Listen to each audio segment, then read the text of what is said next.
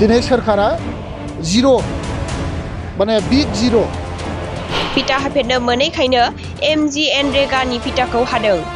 हास'दों हास'फेरनो मोनाखै। दिनै बिटिसिनि सरकारा रायजो राजानि जौगानायनि जेबो खामानि मावनो हायाखै। बिथांमोना खुनु धरনৰ उन्नतिनि खामानि मावनो हायाखै। आथिखालनि बिटिसि सरकारा गोदानै जेबो थांखि लानानै खामानि मावनो हायाखै आरो माब्लाबाबो हानाय नङा। बिथांमोना खुनु धरনৰ गोदानै माबा मोनसे माने बिथांखि लानानै खामानि मावनो हादों। बिथांमोना खुनुदिनबो मावनो हायाखै आरो मावनो हाया। बिटिसि सरकारा खोथाल' बुंनो रोंगौ, खामानि मावनायनि जेबो आयदा गैया। खोथाखौल' बुंनो रोंगौ, खामानि मावनायनि बिसोरहा आइडिया गैया।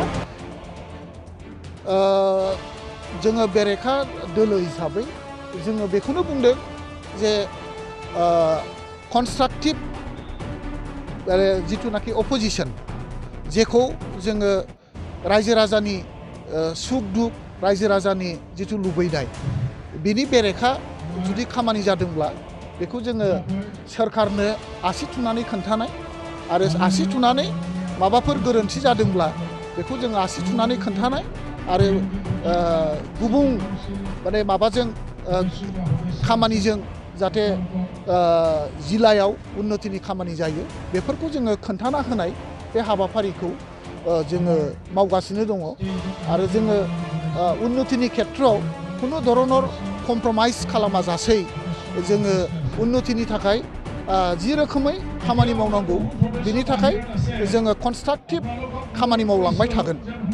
ना बेथ' प्रेक्टिकेल, रायजो राजाया बुंबाय माने बे सत्य आरो रायजोनि बुंनाया एकदम सत्य। दिनै सोरखारा जिर' माने बिग जिर' बिथांमोना खुनु धरনৰ उन्नतिनि खामानि मावनो हायाखै।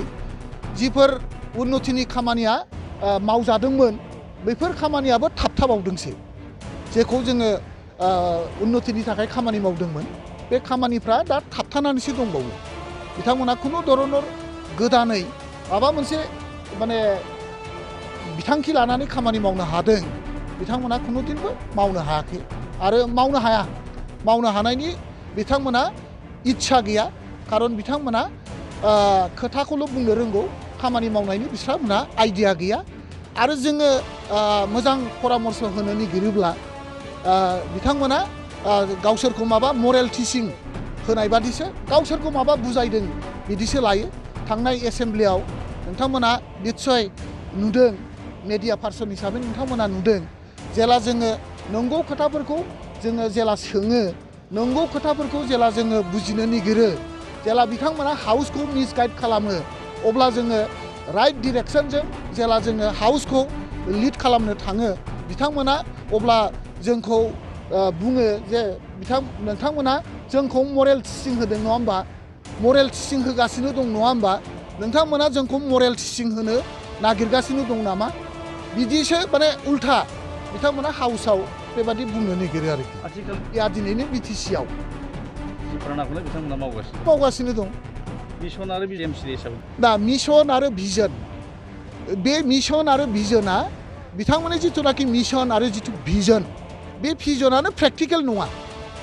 बिटिसिनि रायजो राजानि माने जोंनि जिथुनाखि पटेनसियेलिटि, उन्नति खालामनो हानायनि जिथु पटेनसियेलिटि आरो जोंनि जिथुनाखि सामाजिक अबस्था, जोंनि जिथुनाखि इक'नमिक आरो जोंनि जिथुनाखि ससियेल आरो जोंनि जिथुनाखि जिअग्राफिकेल जिथु माबा अबस्था, बे अबस्थाखौ लानानैसो जोङो मिशन खालामनांगोन आरो भिजन खालामनांगोन।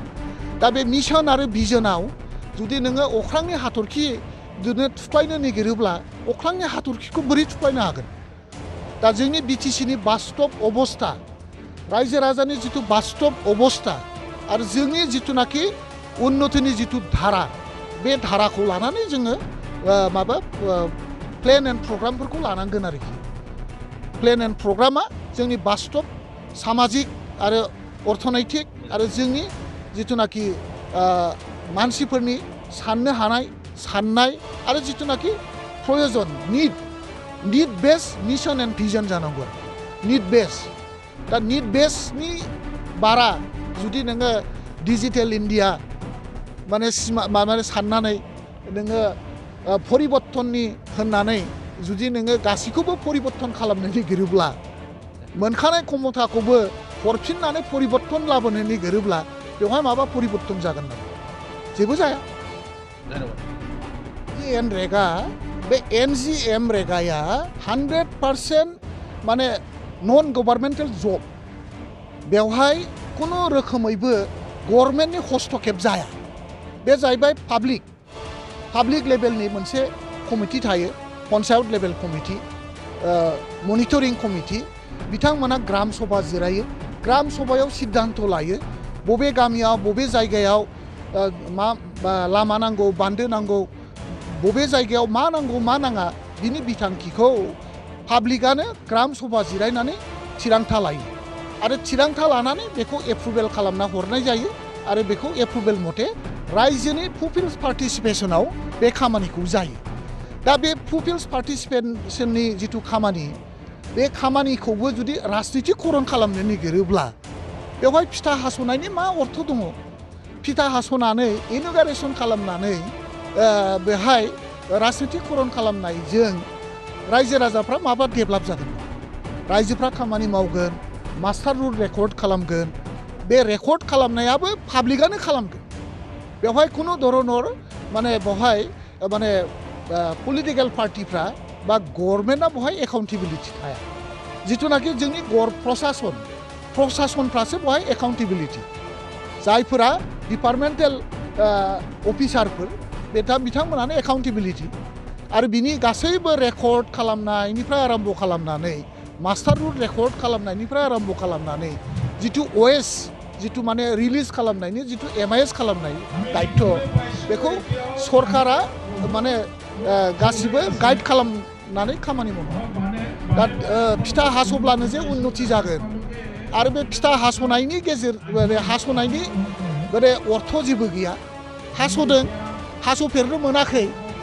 बे MGN रेगानि फिथा हास'नानैनो जुदि पलिटिक्स खालामनो नागिरदों आरो माथो होनो आरो बिथांमोनखौथ' नोंथांमोना मिथियो जे दिनैनि दिनाव जिसिबां माने एडुकेसन बिल्डिंआनो जा ओमफ्राय जोंनि जिथु IT पार्कआनो जा बड'लेण्ड डिब्रुगड़आव इउनिभार्सिटि बर' ML डिपार्टमेन्टनि बिल्डिंआनो जा बबेबा PWD बिल्डिंआनो जा बबेबा माने गिदिर अनुष्ठानानो जा बे सिगांनि सरकारा मावनानै गालांनाय माने बै मावनानै गालांखानाय जिथु लुनानै गालांखानाय बे न'खौनो बेफोर अनुष्ठानफोरखौनो बिथांमोना फिथा हास'गासिनो दं माथा हास'दों गोदान फिथा हानायनि खुनु नजिर गैया दिनैनि